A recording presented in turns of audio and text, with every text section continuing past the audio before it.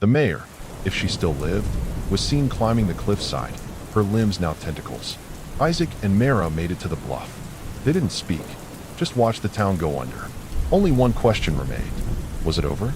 At dawn, the sun tried to break through. It failed. Clouds rolled back in, thick and dark. Mara wrapped herself in a salt-stained blanket, staring at the sea. "He'll be back," she said. Isaac didn't argue. He wasn't the god, she continued. Just the prophet. Isaac lit a cigarette with shaking hands. "Then we'll kill the god next." Mara looked at him with something like pity. "You can't kill the ocean." He smiled grimly. "I can try." She stood slowly. "There are other towns like Durnmouth." "I know." She turned toward him. "So what now, Hunter?" He took a long drag. "Now," he said, "we burn everything that tastes like salt." Chapter 4. Light and Madness. Durnmouth didn't drown. It rotted. The sea didn't wash it away. It seeded it. And what rose from the sludge wasn't a town. It was a wound. 3 days had passed since the cathedral collapsed. The mouth had gone silent, buried beneath tons of bone and salt, but something lingered in the fog. A pressure, a pulse, a rhythm like blood pounding behind the eye. Isaac remained in Durnmouth. He should have left, but something told him it wasn't finished. And then the screaming started. It began with the dogs. Those that hadn't been eaten or sacrificed turned feral overnight, gnawing at their own paws, biting through wire fences, howling at invisible things. One ran headfirst into the wall of the chapel ruins and kept running long after its skull cracked open. Then came the people. One of the fishermen had been caught tearing chunks from his own thigh. Another beat his wife to death with a crab mallet before plunging into the surf. His hands were webbed. By the time Isaac found the third, it was too late. He was naked, covered in bite marks, eyes rolled back, muttering the same phrase between sobs. "The light burns. It burns the egg." Mara had gone inland. She needed to find books, glyphs, anything old enough to name what they'd seen. Isaac stayed behind to watch the town. It was the wrong choice. The infection spread fast. No fever, no rash, just rage. Blind, unstoppable, seething madness. And it wasn't random. The infected gathered near the coast every night. They worshipped something in the dark, clawing at the earth, speaking in tongues that bled.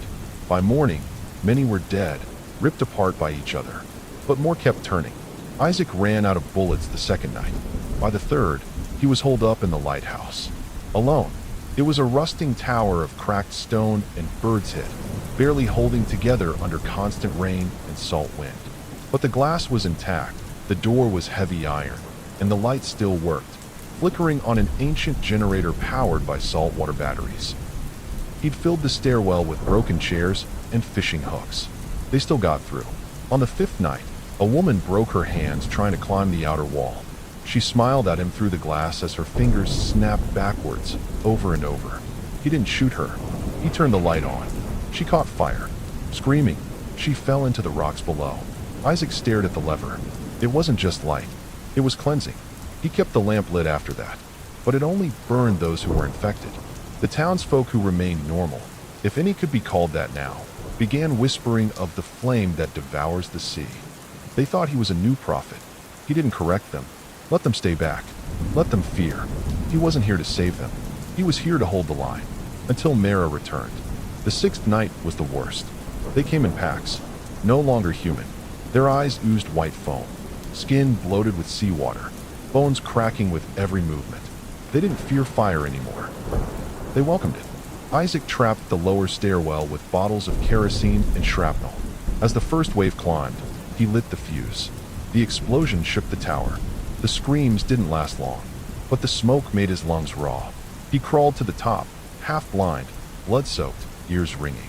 Outside the window, the sea was boiling again. Something immense moved beneath the waves. Not the vampire. Something older. Something that hadn't yet shown its full form. And it was calling to them. The rage wasn't a disease. It was a summons. He heard her voice in the radio static. Mara. Her signal was faint, cutting in and out like breath over a corpse. Found name, Black Scripture.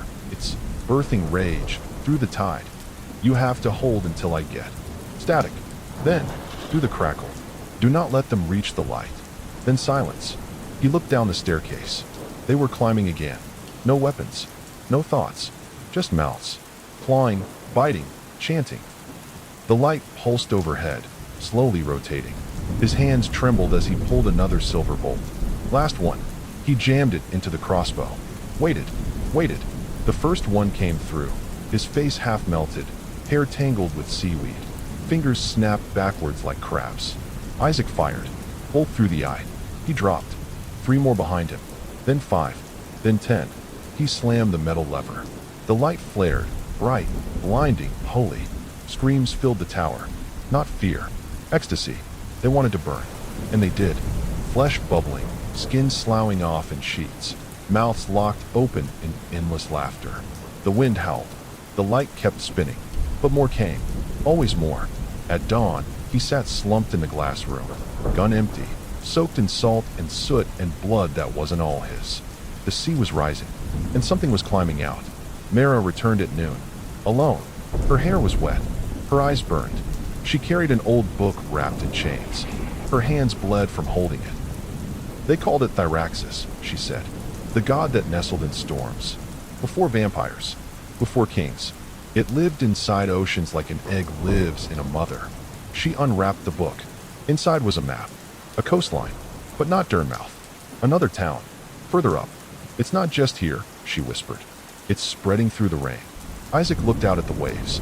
Black foam surged along the cliffs. The townspeople danced naked in the surf, shrieking. Their blood was not their own anymore. He stood, reloaded. This town's done, he said. Mara didn't argue. Next one, she said. He nodded. And we burn it before it hatches. Chapter 5. The Voice That Crawls.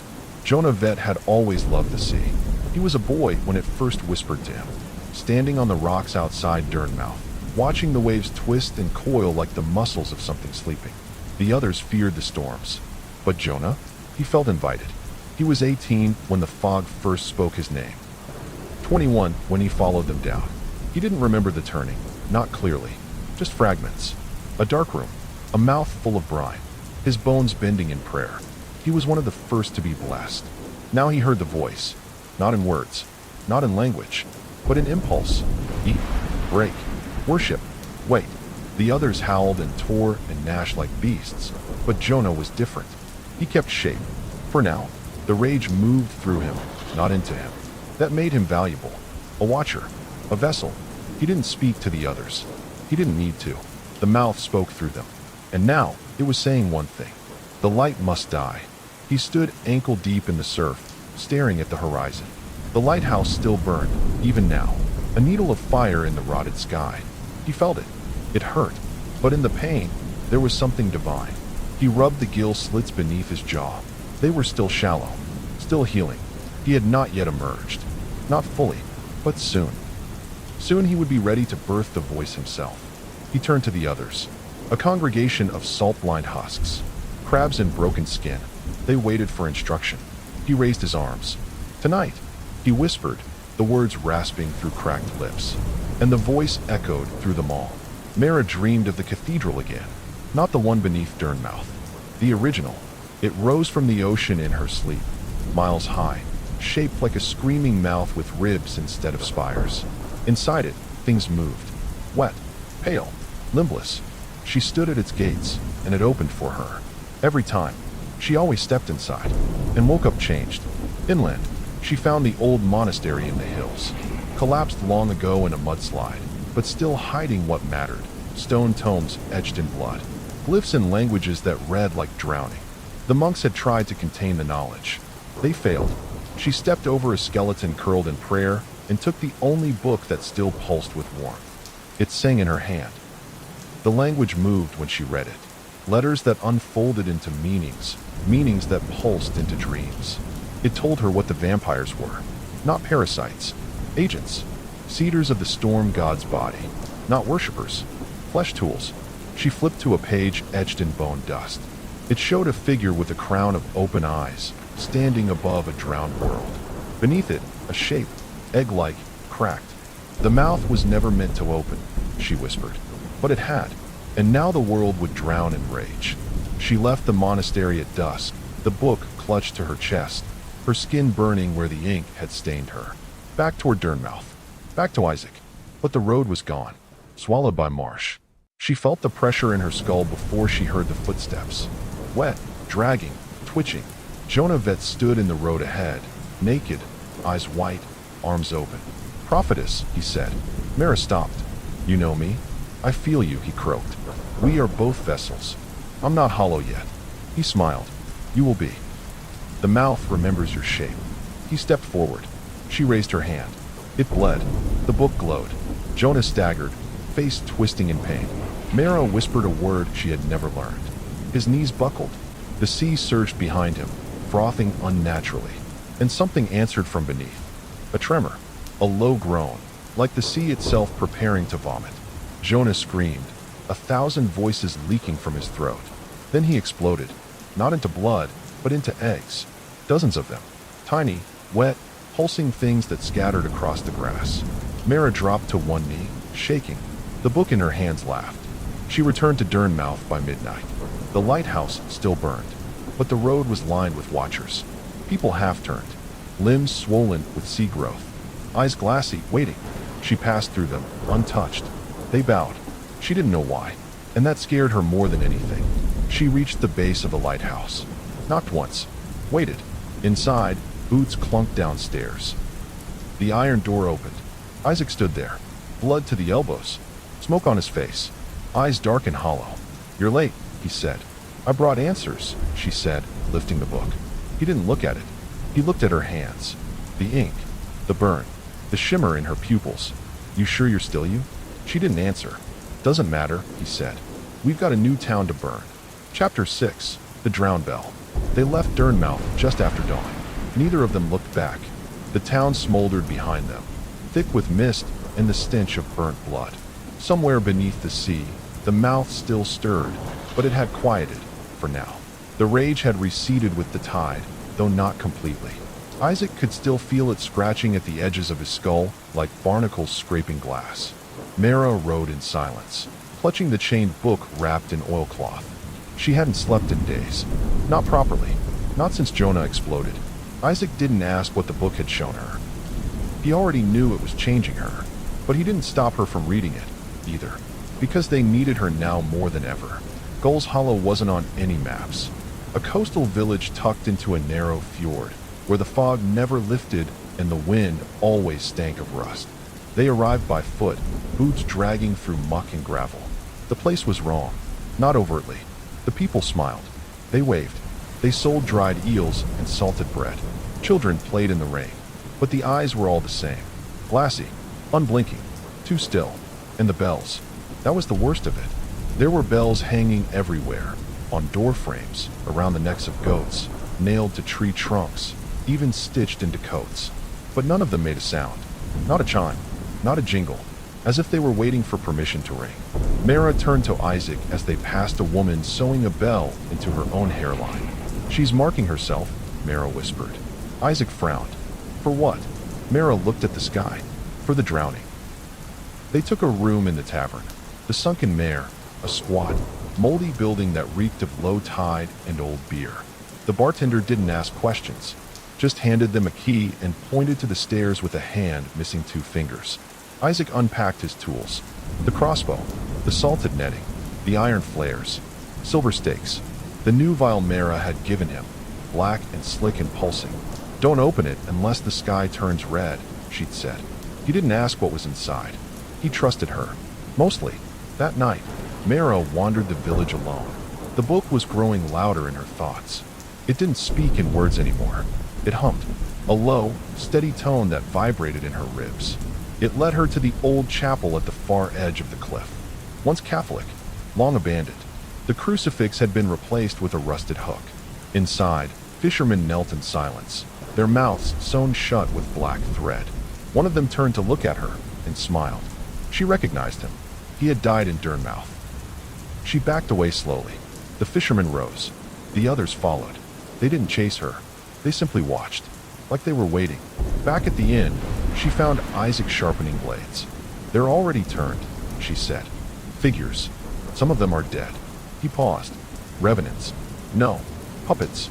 Worn like coats." He grunted. "Same tactics." Mara shook her head. "No. They're not feeding anymore." He looked up.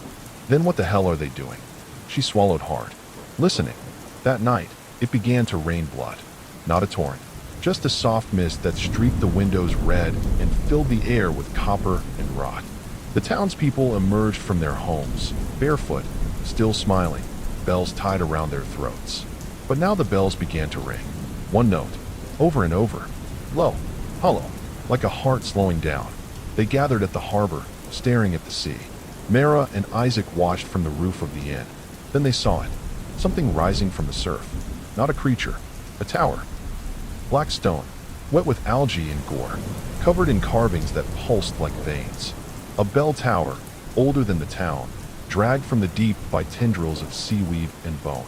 The sound from within, it wasn't a chime. It was a heartbeat, and every time it rang, the villagers twitched. Isaac gritted his teeth. They're being tuned. Mara nodded. It's resonating them. To do what? To open the door. She opened the book. Blood poured from her nose. She read aloud. Not a spell. A counter-frequency. The wind howled. The bell tower screamed.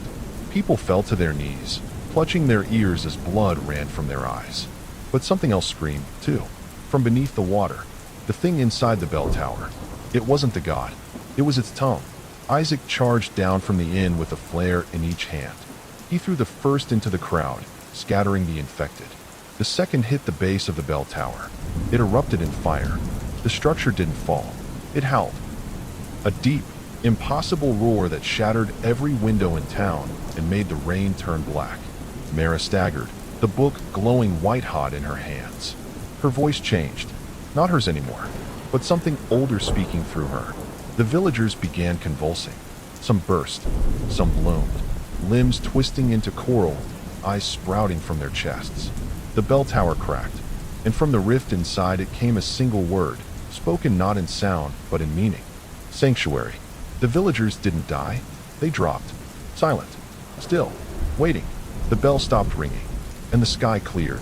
For the first time in months, the sun rose over the coast. At the edge of town, Mara stood alone, staring at the sea. The book had stopped glowing, but her hand still shook. Isaac joined her, bloody and limping. It's not over, she said. I know. They're nesting inland now, through the riverways. The rainwater. Every town it touches, it leaves something behind. Why? She turned toward him. Her eyes were black, not evil, just deep, and full of understanding. Because it's not trying to kill us, she said. It's trying to merge. Isaac looked back at the ruined tower. The bell no longer rang, but in his chest, he felt it still. A slow, heavy rhythm. Calling. Chapter 7. A hollow made for two. They followed the river inland. A narrow black vein that slithered through marsh and meadow, choked with rot and rain. Isaac hated leaving the coast.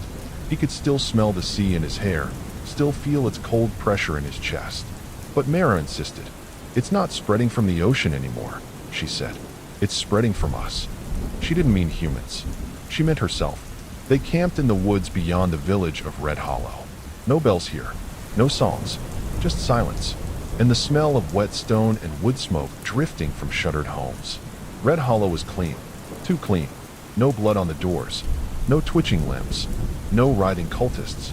But the river here was warm. Isaac dipped his fingers in. Sticky. Egg water, Mara said quietly, watching him. How long? He asked. She hesitated. A week. Maybe 2. They don't know. They dream of it. But they don't understand. Isaac looked toward the town. Then we stop it before they do. Mara looked away. If we can. That night, he found her kneeling in the shallows, whispering, to the water. Her palms bled where she'd scratched at her own skin. The book floated in front of her, pages turning in a wind that wasn't blowing. Her voice wasn't hers anymore. It was harmonized, layered like a choir in a submerged cathedral. Isaac stepped forward. She turned too fast, too fluid. Her eyes glowed faintly. Her skin shimmered with something that wasn't sweat. Isaac, she said gently. It's listening. Who? The god. He raised the crossbow. Slowly, not aimed, just held. Is it speaking through you? She didn't blink. It doesn't speak. It shows. It pulls. It remakes. Is it in you? She smiled. I invited it in, she said. Then, so I could hurt it from the inside. The next morning, the first child bloomed. They found him in the schoolhouse.